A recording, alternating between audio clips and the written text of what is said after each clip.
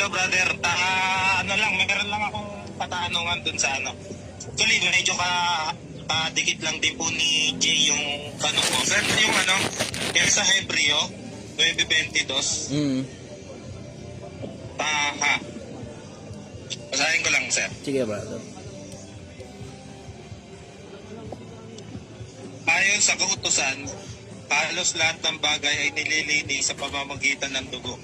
At kung walang pag-aalay ng dugo, ay walang kapatawaran ang kasalanan. Sir, gaano to katotoo? Hindi ko alam, di naman ako pastor eh. Hindi naman ako para mag-interpret ng mga bagay-bagay. Sa bagay na naiintindihan ko, sabihin ko sa iyo yung bagay na naiintindihan ko. Sa bagay na hindi ko naiintindihan, hindi ko sasagutin ng diretso yung bagay na hindi ko naiintindihan dahil hindi ko naman sigurado yan eh. Sir, sa pagkakaintindi mo, sir, anong pagkakaintindi mo dito? Yung konsepto ng kamatayan kasi, ganito yan eh, tinan mo. Sabi ng iba, ba't di na lang daw patawarin, ba't di na lang daw patawarin? Eh di ang labas doon, lahat na lang ng kasalanan patatawarin. Diba? Ganun ang labas nun. Lahat na lang ng kasalanan patatawarin. Bakit? Eh lahat naman ng kasalanan pwede palang patawarin. Ganun ang labas nun. Diyan kinailangan yung dugo ni Kristo. Sa Kristyanismo pinag-uusapan natin, hindi sa Islam. Sa Kristyanismo pinag-uusapan natin. Yung konsepto ng dugo ni Kristo, yun yung konsepto ng kamatayan ni Kristo para tumubos ng kasalanan. Kasi parang ganito yan eh. Ba't hindi na lang patawarin? Ba't hindi na lang patawarin? Parang ganito. So kunyari, ikaw yung judge. Tapos yung anak mo, kunyari yung anak mo yung nagkasala. Ngayon, kung mo yung anak mo yung nagkasala, for justice to happen, kailangan hatulan mo anak mo. Nagkasala eh. Diba? So, kailangan mo hatulan yung anak mo. Bawa, penalty ka, 500 pesos. Sige, inahatulan kita ngayon, anak kita, pero inahatulan kita ngayon, for justice to happen, 500 pesos. Ngayon, 500 pesos ka. Ngayon, ibinaba ngayon yung hatol. Ngayon, pwede rin naman na ang mangyari, dahil anak mo yung nagkasala, pwede naman ikaw magbayad nun eh. Diba? 500. Pwede ikaw magbayad ng 500 na yun, dahil anak din eh. Hindi na void yung justice kasi nagkaroon pa rin ng penalty. Pero dahil anak mo, pwede namang ikaw ang magbayad. Ang nangyari, pinabayaran ng Diyos dun sa isang anak niya. Pwede naman yun eh, 'di ba? Kung tayo ng mga magulang, minsan may mga panahon, yung ibang anak natin, natatamad-tamad, pinapasalo nga natin dun sa responsableng anak natin eh. Ikaw nang bahala dun sa kapatid mo. Alam mo naman, mahina yan. Dahil alam, pwede rin naman gawin ng Diyos yun.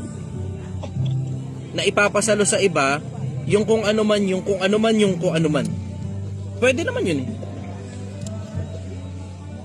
Ang ginawa niya ngayon, yung kasalanan ngayon ng mga tao, kung sasampalataya ka sa dugo ni Kristo, makakasama ka sa pagpapatawad. Ganon ang logic nun eh. Makakasama ka sa pagpapatawad kasi inosente yung dugo yun. Inosente yun eh. Ngayon, kaya siya pumayag na si Kristo, kaya siya pumayag na mapatay doon para matubos ang kasalanan ng sangkatauhan. Kasi, pwede naman magpatawad, pero alam mo may mga kasalanan hindi talaga mapapatawad.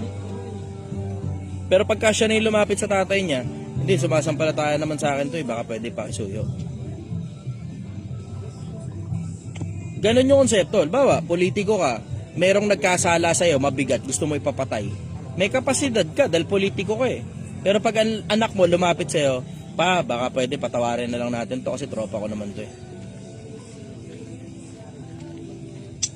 Something to that effect, brother. Something to that effect. May mga bagay na mapapatawad. Diretso, onset, mapapatawad. Pero may mga bagay, kasalanan, hindi mapapatawad eh. Doon ngayon pumapasok si Kristo. May mga kasalanan na papatawad, mga maliliit lang.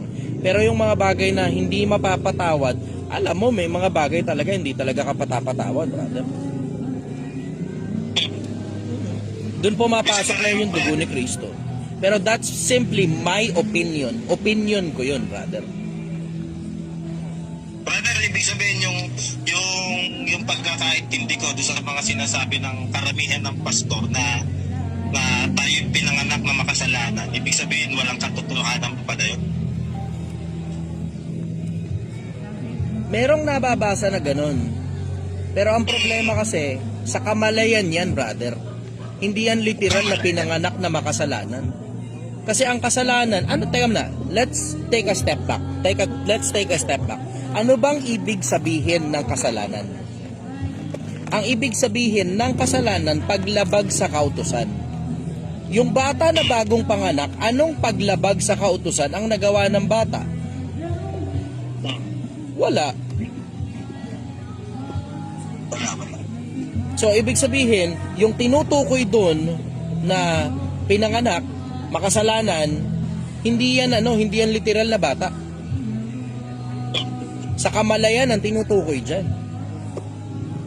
Kasi tingnan mo, kung lahat pala ng tao, isipin mo kung lahat pala ng tao, pinanganak, literal, as in pagkapanganak, makasalanan. So, ano ibig sabihin? Yung mga tao na pinanganak at namatay din kagad pagkatapos ipanganak, papunta sa impyerno, labas nun. Di ba? Yun ang logic nun. Yun ang logic nun. Alam mo, hindi naman nagme-make sense yung gano'n. Kapapanganak pa lang, namatay lang. Di ba? Tsumamba lang talaga sa kanya yung kamatayan, gano'n. So sa ganong angulo, alam mo na, hindi nagme-make sense yung gano'n na mula pinanganak, makasalanan. Alam mo na yun kasi pagka pinanganak ka, makasalanan ka, tapos namatay ka, nang kapapanganak mo pa lang nang hindi mo natatanggap si Kristo, ang labas nun, papunta ka impyerno. Tama. Follow up, brother. Ayun lang, brother. Maraming salamat para magkaroon naman ng oras yung iba.